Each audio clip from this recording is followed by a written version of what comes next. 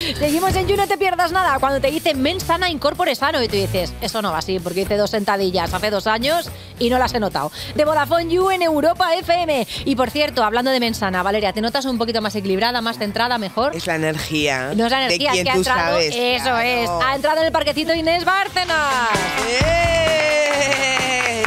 Claro, yo cuando he dicho la energía digo, no, la nuestra no, la nuestra es puro caos, pero claro, entra Inés y una ya se siente más serena, ¿verdad? Bueno, a ver si ponemos un poco de cordura aquí en el parquecito, porque es que esta semana vamos a hablar, haciéndonos eco del pasado 1 de mayo, ¿no?, que conmemorábamos el Día de los Derechos de los Trabajadores, vamos a hablar de algo que está cada vez más extendido, es el burnout, el síndrome de estar quemado en el trabajo, ¿no? Porque es verdad que cada vez vemos como más problemas de salud mental derivados de el exceso de trabajo, de exceso de estrés laboral, pues sobre todo porque cada vez damos más importancia al trabajo en nuestras vidas. Cada vez somos más capitalistas, Inés. Cada vez nos autoexplotamos más. Luego vamos a hablar de todo esto.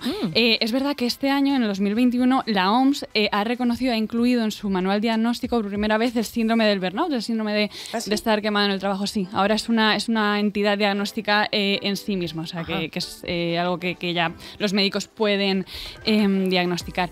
Y esto es sobre todo porque cada vez es más prevalente, cada vez hay más casos. Los últimos datos estadísticos nos hablan de que el 77% de los trabajadores españoles reconoce haber sentido o estar sintiendo agotamiento en sus puestos de trabajo actuales. El 45% reconoce sufrir en este momento estrés laboral y 3 de cada 4 confiesan que no son capaces de desconectar de su trabajo. Qué bárbaro, es que es horrible. Sí, y además en esto tenemos que tener en cuenta que las profesiones como que están relacionadas con la salud o con el cuidado de personas son las que más riesgo de sufrir burnout. Por ejemplo, los psicólogos tenemos bastante riesgo. Sobre todo por la empatía, ¿no? Porque al final... Por agotamiento, sí. Y la responsabilidad, ¿no?, que sientes. Sí, porque son profesiones en las que, bueno, pues es difícil a veces desconectar porque estás atendiendo a personas.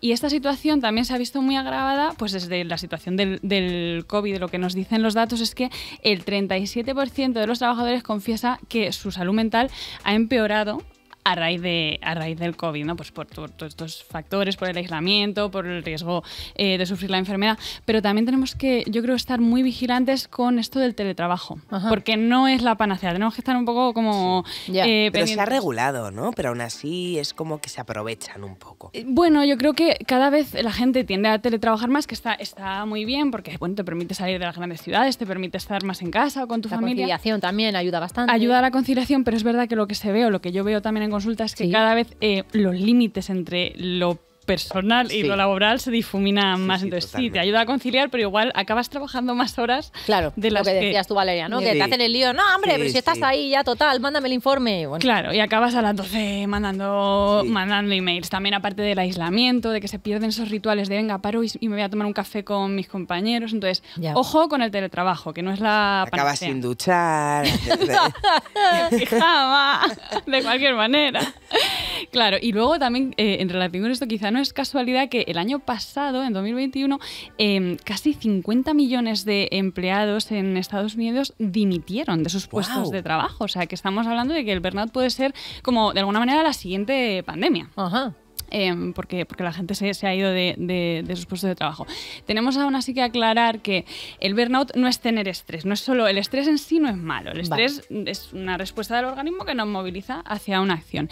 Lo que realmente es el burnout es ese estrés prolongado que se vuelve crónico y que acaba generando unos síntomas como bastante graves y que además es que supone un riesgo importante para nuestra salud. Entonces os voy a contar así como por encima cuáles son esos síntomas. Las señales, ¿no? Las señales de aquí hay burnout. Los red flags del burnout. El principal o el más característico es esa sensación de cansancio, de fatiga crónica, ¿no? De que me levanto y ya estoy cansada, ya se me hace bola el día.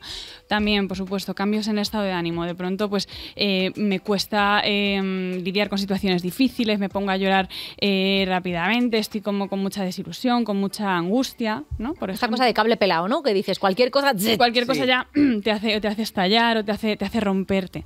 Rumiaciones constantes por el trabajo, es decir, no puedo desconectar, estoy todo el día preocupada por el trabajo, pérdida de interés y motivación por lo que estamos haciendo, por nuestro trabajo.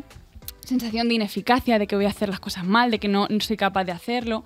Y luego también síntomas cognitivos como problemas de concentración, de memoria, como esa niebla mental.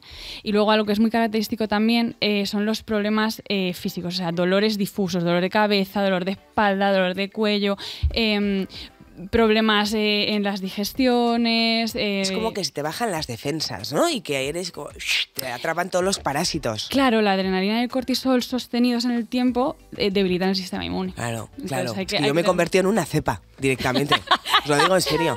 Y el último síntoma, que también es muy preocupante, reducción del deseo sexual, ¿eh? Anda.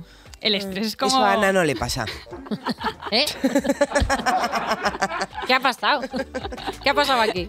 No, pero ojo con esto, porque si notamos que nos baja la libido, muchas veces es Sí, que no porque estás palíos. estamos sometidos a mucho más estrés del que podemos realmente soportar. Entonces tenemos que estar atentos, porque si detectamos estos síntomas, lo que hay que hacer es bajar el ritmo, ¿vale? Ya. Bajar Sí, pero y- a veces cuando bajas, lo digo como por experiencia propia, como que no sabes qué hacer, ¿no? Que de repente tienes un segundo de una hora para ti y yo me lío y digo, al final acabo en redes sociales ahora perdiendo el tiempo porque no estoy tan acostumbrada a ese vacío para mí, para mi ocio, para cuidarme y no sé gestionarlo. Ujú. Sí, porque estamos demasiado centrados en la productividad, Claro. en hacer cosas y yo creo que invertimos demasiado poco tiempo en mirarnos y en observar cómo estamos o en la contemplación, a la reflexividad, y estamos todo el rato como teniendo que hacer cosas.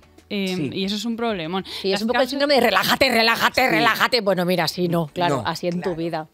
Yo creo que aburrirse o aprender a aburrirse es muy sano. Ujú. Creo que grandes ideas o grandes descubrimientos acerca de uno mismo pueden venir en momentos de aburrimiento.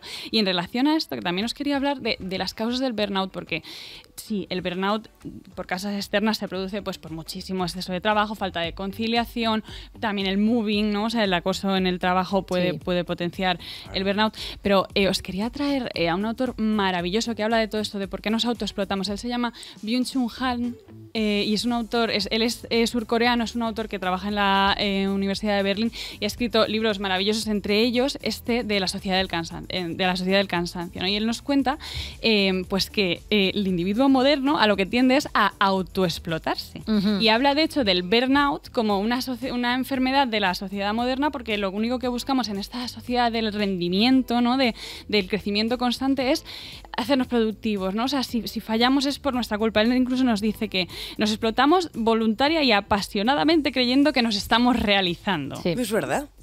Sí. Es verdad, parece que si no haces algo es como, ay, lo estoy haciendo mal, ¿no? Como tenía que haberlo hecho porque puedo dar más. Y al final la cantidad no es la calidad. O sea, al final estamos priorizando la cantidad a la calidad. Claro. Sí, y además que es que hemos puesto la productividad como en el centro de nuestras vidas, ¿no? Tenemos que estar siempre como esperando a lo siguiente, haciendo más, y eso lo que hace es enfermarnos. Claro. Tenemos además ejemplos culturales de todo esto, o sea, el Impossible is Nothing, el Yes We Can, que ha sido el eslogan pues, de campañas políticas. Este tipo de eslóganes, repetidos una y otra vez, lo que hacen es generarnos como esta ilusión de que podemos llegar a todo. Ya. Totalmente. Y que es un agobio, claro. Es un agobio que También mucho- Mr. Wonderful me ha hecho mucho daño, ¿eh? También ha hecho mucho daño. Aparte, No sabía qué ponerme, cállate, pues no salgas. Y pues Ta- una sonrisa, te reviento. Y también, por ejemplo, a mí me ha encantado el documental de Georgina, ¿no? Pero, por ejemplo, documentales como el de Sor Georgina, que ya dice esta frase de si puedes soñarlo, puedes hacerlo. Bueno, a ver, se te ha olvidado la parte de con mucho dinero. Sí. Claro, aparte, o con un novio futbolista, pero el tema es que se nos genera esa ilusión de que podemos llegar a todo, y además es que lo que observamos es que ya no trabajamos por tener una casa o por tener comida en la nevera, sino que muchas veces trabajamos como para llegar a parecernos a ciertos iconos que se nos venden en redes sociales, que son como la imagen del éxito. Sí, sí, sí. Y esa es la razón por la que muchas personas se esfuerzan tanto en trabajar y en llegar a emular pues unos estilos de vida que en el fondo no son los más sanos o los que más plenos nos van a hacer sentir. Y en ese sentido acabamos muchas veces como en esa trampa de la meritocracia, ¿no? De si yo no lo consigo, si yo no llego a ello, es por mi culpa. Ya. Siempre la culpabilidad, ¿eh?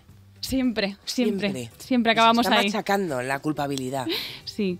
Y en este caso la meritocracia yo creo que es muy, muy peligrosa. Porque... Esta cosa de yo me lo he guisado, yo me lo como, tú puedes llegar, ¿no?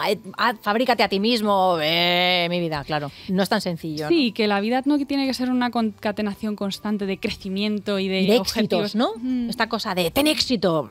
Pues mira a los filósofos griegos que estaban ahí todo el día tocándose la huevada, mirando a la nada. Esa imagen, Esa imagen le vamos a dejar al user ahí. Un filósofo griego ahí, por debajo de la su barba llena de paluegos. Y encantados. Y luego unos libracos increíbles. Oye, que se nos va la vida y lo que digo siempre, acabemos con un ligero optimismo. Vamos a ver, las ¿qué hacer contra el burnout? No sé si optimismo, yo creo que sí, pero lo primero que quiero decir es que no hay una fórmula mágica. Muchas veces si sentimos todos estos síntomas que yo he dicho, hay que cogerse una baja laboral.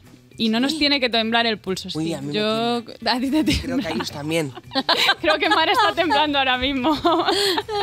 No, pero si vemos que estos síntomas son severos, que no nos tiemble el pulso. Lo primero es nuestra salud física y mental. O parar o bajar el ritmo de forma drástica. Lo siguiente, creo que es súper importante, delimitar claramente los límites entre la vida personal y la vida profesional. O sea, blindar, por favor, la vida personal. Nada de trabajar en fines de semana, nada de trabajar más horas de las que deberíamos de forma habitual. Priorizar siempre el cuidado de la mente y del cuerpo, o sea, no dejes de hacer deporte, no dejes de quedar con amigos, no dejes de hacer actividades que a ti te dan energía por trabajar más horas, porque pasamos muchísimo tiempo en el trabajo, entregamos muchísima parte de nuestra energía, tenemos que pensar en cómo nos recargamos nosotros las pilas. Totalmente. Eso va a ser distinto para cada uno de nosotros.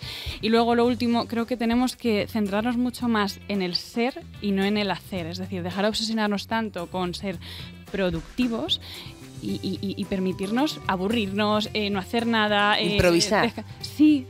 Que fluya, ¿no? Que fluya la vida. Que fluya, que no hemos venido a este mundo a ser productivos. Claro. Yo creo que con eso algo podemos hacer. Oye, burn in. Ahora estoy ¿no? burning.